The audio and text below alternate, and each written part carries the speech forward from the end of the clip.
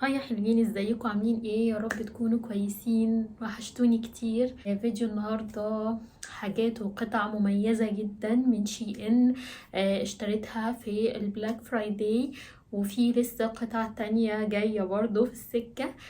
فيديو كلنا بنبقى متحمسين، وانا اكتر واحدة متحمسة فيه ان انا افتح الحاجات واعمل انبوكسينج وريكو قطع شكلها ايه في اللبس. متنسوش يا جماعه، الناس اللي بتتفرج وما بتعملش سبسكرايب في القناه ولا بتعمل لايك، بجد زعلانه منكم جدا. عارفاكوا وشايفاكوا يا اللي بتتفرجوا وما بتعملوش لايك.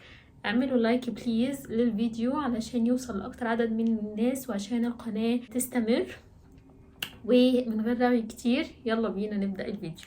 واول قطعه هنبدا بيها، انا نسيت اصلا يا جماعه انا طالبه ايه.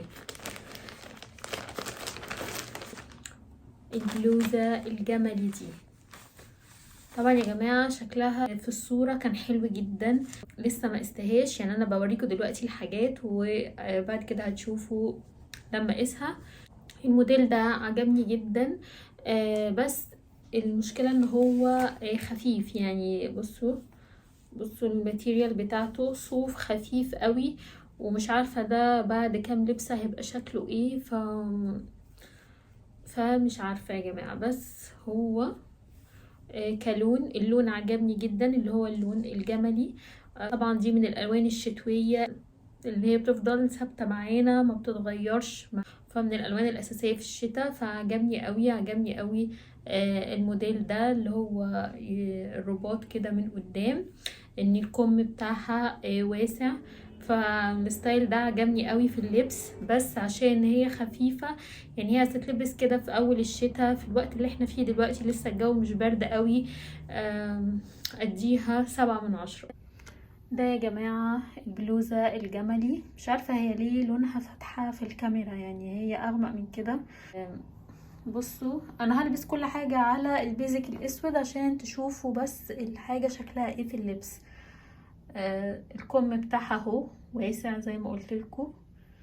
بصوا شكله حلو، يعني شكله حلو في اللبس. هي قصيرة، فطبعا هي عايزة بنطلون واسع او سكيرت، هتبقى احسن. شايفين شكلها. بصوا شكلها في اللبس يعني حلوة قوي قوي. شكلها لطيف وكاجوال، بس زي ما قلت لكم هي خفيفة قوي. ده عيبها الوحيد، هي عايزة جو دافي الصبح، مش عايزة الجو البرد قوي. زي ما انتم شايفين اهو منظر الرباط بتاعها. بعد كده شايفين اللون باين، يعني باين قد ايه اللون فاقع قوي. عجبني قوي يا جماعه الصراحه. اللون كده اللي هو احنا بنسميه بطيخي، اللي هو يعني اورنج كده على احمر شويه او على بينك شويه، بس عجبني قوي. كيوت قوي قوي يا جماعه في اللبس. اكيد انا لسه ملبستوش، بس اكيد هيبقى تحفه قوي. عايز خروجه نهار كده يبقى حلوة قوي على جينز عادي، او جينز ازرق او جينز ابيض. حاسه ان هو هيبقى شكله لطيف قوي. الصوف بتاعه برضو يعتبر خفيف، يعني مش حاجة تقيلة قوي. يعني يتلبس برضو في الوقت ده. مش اي زراير من قدام، دي حاجة غريبة جدا. يعني ما هو كده مفتوح، بس شكله حلو قوي وعجبني جدا. اديله 8/10.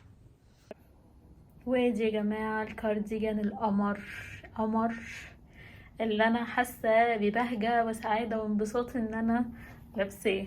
بصوا يا جماعة، بصوا السعادة، يعني حاجة كده مبهجة قوي. هو طبعا مفتوح زي ما قلت لكم، مفيش اي زراير.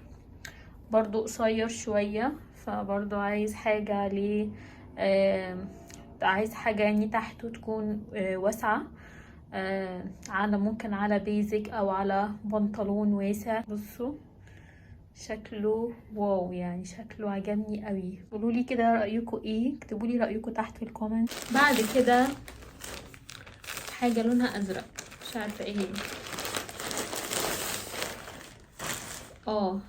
ده السواتشيرت ده حلو قوي قوي قوي يا جماعة، عملي جدا، لونه تحفة، اللون اللبني او الداستي بلو ده حلو قوي قوي. طبعا برضو خروجات النهار.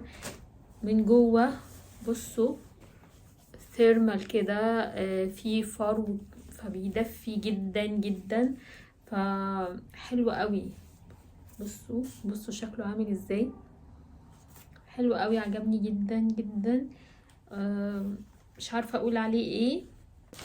القطعة اللي بعد كده سواتشيرت برضو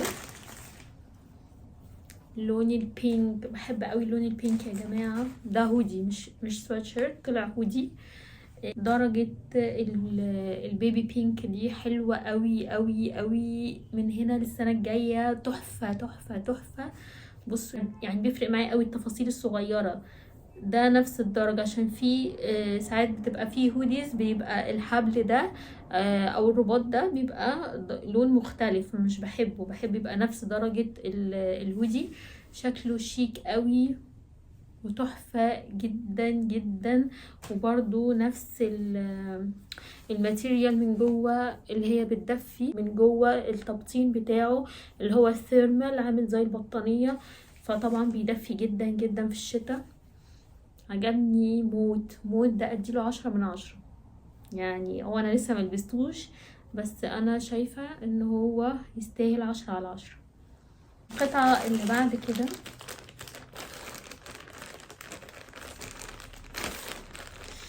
ايه الكيس اللي مش بيفتح ده، بفتحه كده بيقفل برضو. مش عارفة اعمل ايه، يعني اعمل ايه.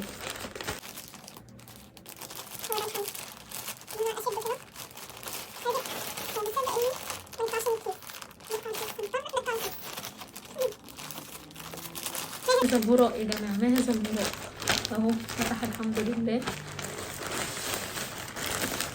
سوات بانس ده عجبني جدا جدا جدا. سوات بانس ده يدفي موت في الشتاء ومبطن، تحفة تحفة تحفة في اللبس بجد، يعني ده 10/10. وادي يا جماعة السوات شيرت على السوات بانس الجراي. بصوا اللونين لايقين على بعض اصلا جدا. بصوا السوات بانس رجله واسعة، فده طالع تريندي جدا من السنة اللي فاتت، ان السوات بانس تبقى رجله واسعة. الجراي اصلا طبعا حاجة بيزك جدا، اللي هو هيليق عليه كل الالوان، فشكله في اللبس تحفة جدا، عجبني جدا. بصوا الالوان على بعض عاملة ازاي، الحاجات العملية جدا وتدفي اسهل حاجة. عايزة تنزلي السوبر ماركت تجيبي طلبات، عايزة تخرجي الصبح على طول هتلاقي ده اسهل حاجة، تسحبي وتلبسي على طول، يعني ولا مكوى ولا اي حاجة، مش محتاجة يعني انك تفكري. قولولي كده ايه رأيكم في السوات شيرت والسوات بانس ده. وادي يا جماعة الهودي البيبي بينك الفظيع، تحفة تحفة، لونه تحفة. بصوا شكله في اللبس، هو بس في حاجة لما انا لبسته الجزء ده يا جماعة ضيق، يعني مش عارفة، هو الجزء ده بس ضيق ماسك شوية.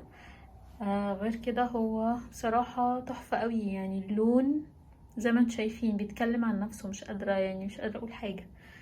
طبعا مع الجراي برضو لايق جدا، حلو قوي قوي قوي على السوات بانس جراي برضو. عجبني ان هو سيمبل بسيط، مفيش غير هنا لوس انجلس الكتابة دي، فرقيق قوي وشيك قوي. قولولي برضو رأيكم ايه في الكومنتس تحت. برضو موضوع الجيب، بص انا بعمل خلاص، يعني موضوع الجيب ده بالنسبة لي مش قادرة، عقدة، يعني لازم يكون عندي جيب، لازم يبقى فيه جيب في كل حاجة بلبسها. ده الهودي، طبعا في ناس تحب تحط الهودي كده، طبعا الشرب بيكون مفروض من جوه يعني. حلو قوي، حلو قوي يا جماعة، حلو قوي قوي قوي. اللي بعده حاجة لونها لبني.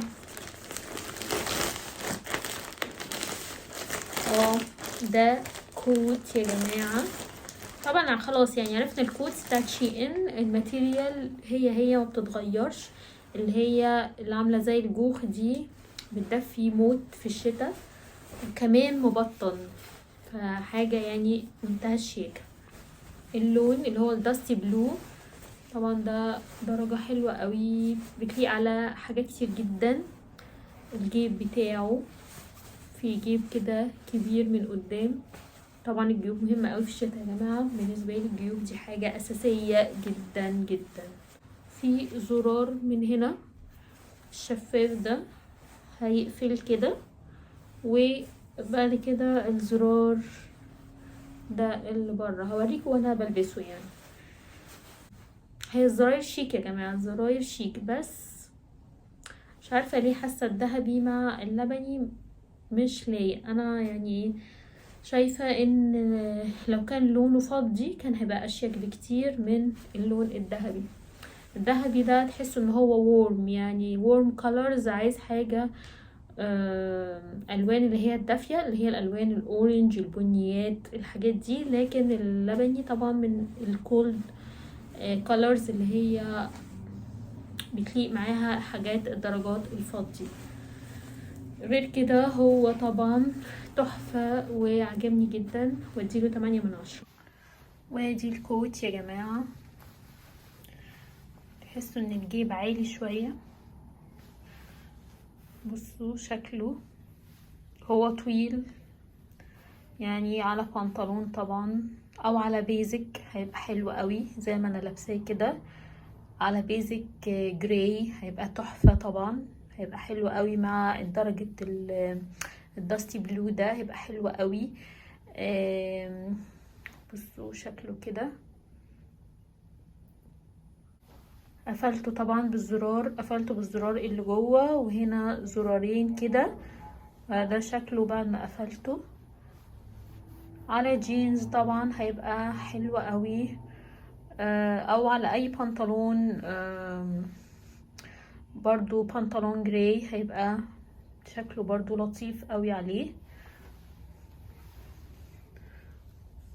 بس شكله لطيف قوي في اللبس. بحب عامه الكوتس بتاعت شي ان، انها فعلا بتدفي وشكلها شيك قوي، سعرها طبعا تحفه بالنسبه لاسعار السوق. ف قولولي ايه رايكم في الكوت ده. اللي بعده كوت برضو يا جماعه، الدرجه دي عندي على فكره، بس الموديل مختلف. الموديل بصوا هو ليه حزام ومش مبطن للأسف. عدم التبطين ده بيقلل شوية من قيمته يعني، بس هو بصراحة بيدفي قوي. لونه تحفة جدا، الألوان الأساسية في الشتاء يا جماعة اللون الجملي، لسه قايله لكم عليه. الزراير بتاعته شكلها شيك، بصوا الزرار عامل ازاي، وبرده نفس الطريقة، زرار من جوه بيقفل وزرار من بره. طبعا الموديل بتاعه هيبان في اللبس اكتر، بس هو برضو اديله 8/10. وادي الكوت الجملي التحفة يا جماعة، بس عيبه انه مفهوش جيب. بصوا يعني انا متعودة احط دايما ايدي في جيبي.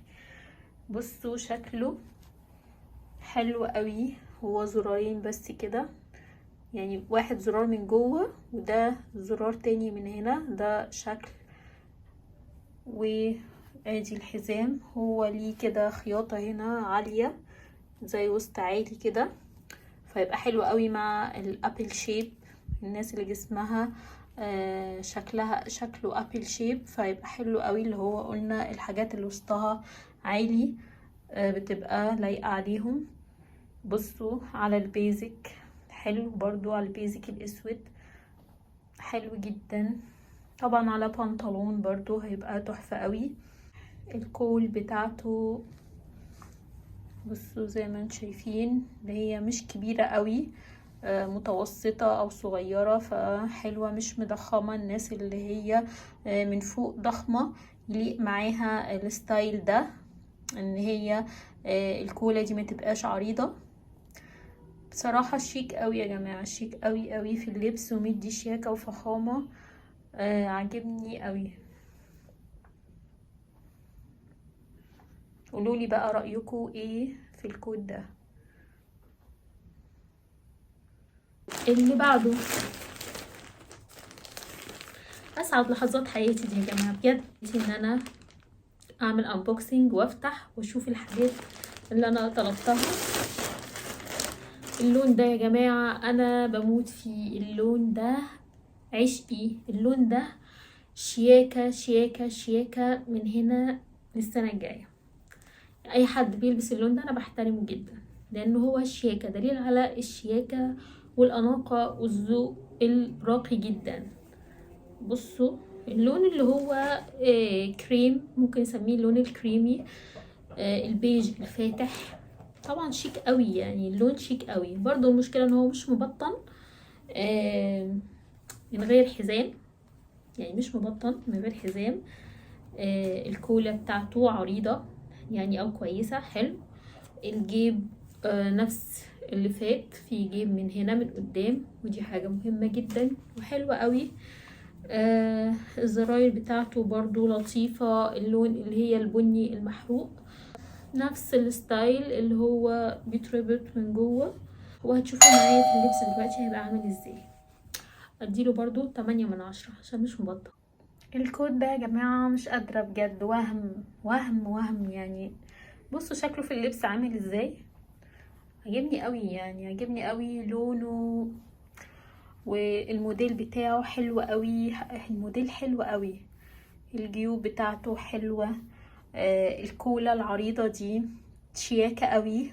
وزي ما قلنا الكولا العريضة دي للناس اللي هي من فوق، اللي هو جسم الكمثرى، يعني فوق من فوق مش عريضة، فبتدي عرض كده وتعمل بالانس، فحلوة قوي، حلوة قوي. يعني ستايله شيك قوي، ولونه ما شاء الله، لونه تحفة جدا بجد. انا بحب قوي الستايل ده، واللون ده يليق مع كل حاجة، وحاجة بيزك جدا. يعني انصحكم ان اللون ده يبقى في دولابكم في الشتاء، لانه هو لون بيزك وهيليق على كل حاجة واي حاجة.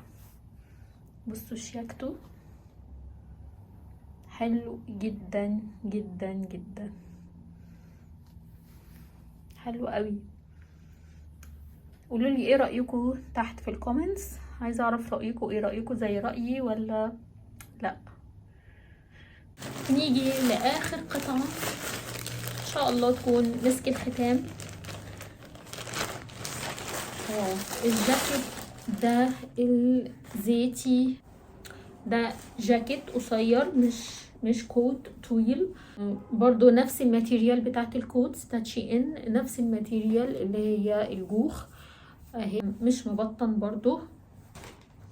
يوفروا يا جماعة، بيوفروا في موضوع التبطين ده.